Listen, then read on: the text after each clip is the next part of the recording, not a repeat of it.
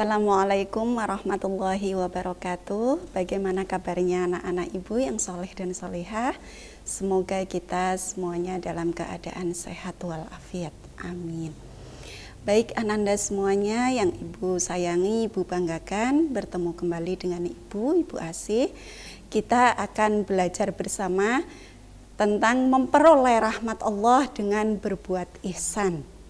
Apa itu ihsan? Ihsan itu adalah perbuatan yang apabila kita melakukan apapun itu seolah-olah kita melihat Allah Subhanahu wa Ta'ala. Kalaupun kita tidak melihat Allah Subhanahu wa Ta'ala, maka sesungguhnya Allah Subhanahu wa Ta'ala itu melihat kita. Baik ananda semuanya, yang pertama wujud syukur kepada Allah Subhanahu wa Ta'ala, yaitu ada 3. Yang pertama, syukur dengan hati, menyadari sepenuhnya nikmat yang diperoleh semata-mata karena anugerah dan nikmat Allah. Makanya di dalam Islam, setiap kita akan melakukan ibadah, baik itu ibadah mahdhoh maupun ghairu mahdhoh, yang khusus maupun yang umum, selalu kita awali dengan membaca basmalah dan diakhiri dengan membaca alhamdulillah. Untuk yang kedua yaitu syukur dengan lisan, yaitu mengakui dengan ucapan bahwa sumber nikmat adalah Allah sambil memujinya.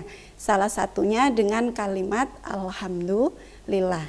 Untuk yang ketiga yaitu syukur dengan perbuatan, menggunakan nikmat yang diperoleh atau yang diberikan Allah dengan tujuan penciptaan atau penganugerahan yang Allah berikan kepada kita.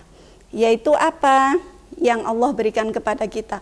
Allah itu memberikan kita tujuan dalam hidup, yaitu untuk beribadah kepadanya dengan ibadah yang sebaik-baiknya. Bersyukur kepada Allah dengan hati, dengan lisan dan anggota badan. Dengan hati yaitu persaksian dan kecintaan kepada Allah. Dengan lisan itu berupa pujian, dan dengan anggota badan berupa kepatuhan dan ketaatan kepada Allah Subhanahu wa Ta'ala. Berbuat baik atau ihsan adalah menyembah Allah Subhanahu wa Ta'ala seolah-olah kita melihatnya. Sesungguhnya Allah melihat perbuatan kita, atau bisa dikatakan beribadah dengan ikhlas, baik ibadah mahdhoh atau ghairu mahdhoh, yaitu yang umum dan yang khusus.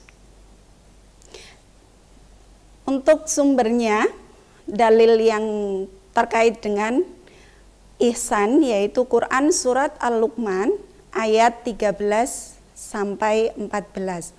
A'udzu billahi minasyaitonir rajim. Bismillahirrahmanirrahim. Wa id qala Luqmanu libnihi wa huwa ya'idhuhu ya bunayya la tusyrik billah innasyirka ladzulmun 'adzim.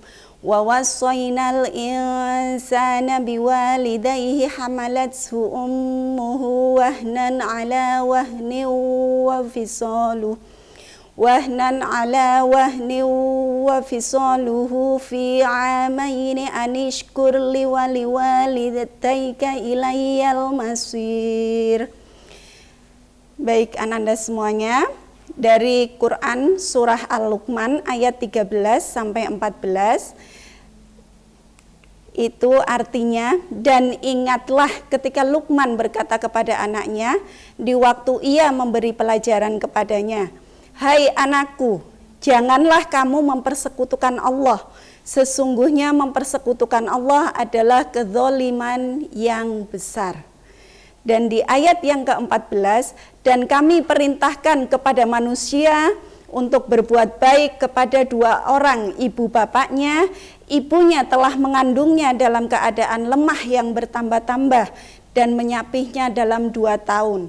Bersyukurlah kepadaku dan kepada 2 orang ibu bapakmu, hanya kepadakulah kembalimu. Baik ananda, dari Quran surah Al-Luqman ayat 13 dan 14 dapat disimpulkan bahwa nasihat atau pesan Luqman kepada anaknya, yang pertama, jangan pernah menyekutukan Allah Subhanahu wa Ta'ala. Yang kedua, berbakti kepada kedua orang tua yaitu ibu dan bapak kita dengan bakti yang sebaik-baiknya.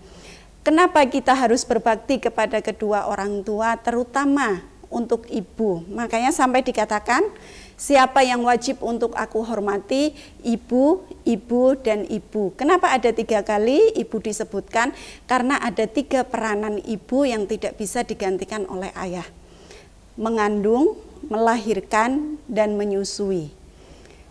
Kenapa di situ di ayat yang ke-14 disebutkan mengandung dalam keadaan lemah yang bertambah-tambah. Sebagaimana Ananda sudah mempelajari mapel biologi tentang penciptaan atau embrio, itu sudah dikatakan dari awal, ketika seorang ibu itu mengandung, maka ada perubahan besar dalam tubuhnya yaitu hormon. Hormon itu yang akan membuat seorang ibu ketika awal kehamilan itu penyesuaikan, itu biasanya ibu akan mengalami mual, muntah, dan itu berangsur-angsur sampai 3 bulan pertama. Bahkan ada yang sampai 9 bulan. Kenapa kita harus menghormati? Karena ketika hamil, usia 1 bulan masih kecil, 2 bulan masih kecil, 3 bulan masih kecil. Tapi begitu usia 4 bulan, 5 bulan, sampai usia 9 bulan dan kita dilahirkan, perut ibu kita itu semakin besar. Karena semakin besar, beban yang dibawa juga semakin berat. Ketika beban itu semakin berat, maka nggak mungkin kalau ibu ke pasar atau ke sekolah, terus perutnya, didik bayinya ibu taruh di rumah, Ananda, ibu ngajar di sekolah, belajar dengan Ananda, begitu sudah sampai rumah bayinya ibu taruh di perut, itu enggak mungkin. Dan ketika posisi berbaring pun, tidur istirahat, itu seorang ibu akan mengalami kesulitan, miring ke kanan susah, apalagi menjelang usia 9 bulan. Baring, terlentang juga susah, apalagi tengkurap itu enggak mungkin ya nak ya. Dari situlah Allah memberikan kemuliaan kepada seorang ibu, bahwa melahirkan itu pahalanya sama dengan jihad. Bahkan ketika seorang ibu mengandung, itu malaikat semuanya mendoakan untuk kebaikan si ibu dan si janin. Untuk yang selanjutnya, hadis tentang bersyukur, salah satunya itu adalah hadis riwayat muttafaq alaih, yang artinya dari Abu Hurairah radhiyallahu anhu, Rasulullah Shallallahu alaihi wasallam bersabda, lihatlah kepada orang yang lebih rendah daripada kamu dan janganlah kamu melihat orang yang di atasmu, maka hal itu lebih baik dan tidak meremehkan nikmat Allah atasmu. Baik Ananda semuanya, dari hadis yang sudah Ibu sebutkan, ketika kita diberikan nikmat luar biasa sama Allah, yaitu nikmat sehat dan nikmat sempat, maka hal yang pertama kita lakukan adalah melihat orang yang ada di bawah kita. Karena dengan melihat yang di bawah kita, kita akan lebih bersyukur atas nikmatnya. Berbeda dengan ketika ilmu. Ketika kita berbicara tentang ilmu, maka kita harus melihat yang di atas kita, agar kita semuanya selalu berusaha untuk bisa menjadi pribadi yang lebih baik.